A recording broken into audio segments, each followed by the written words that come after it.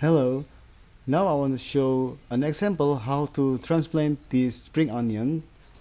As we can see, the roots have already started to appear and becoming crowded, which can hinder the growth of the spring onions that propagate through their roots.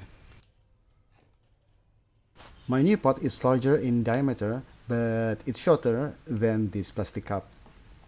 I also add rope so it can be hung near the kitchens. That why if my wife needs spring onion, she can simply take a small amount for garnish.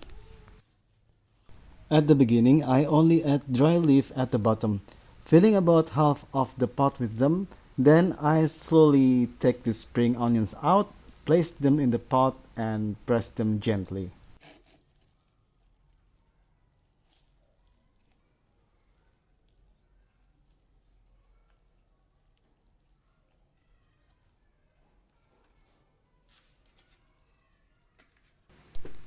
After that, I fill it with soil.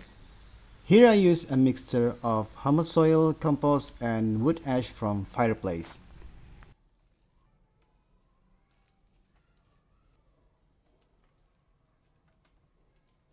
As you can see, the soil looks a little higher than the pot, but there is no need to worry because by the end of the month the soil level will decrease and become even with the rim of the pot.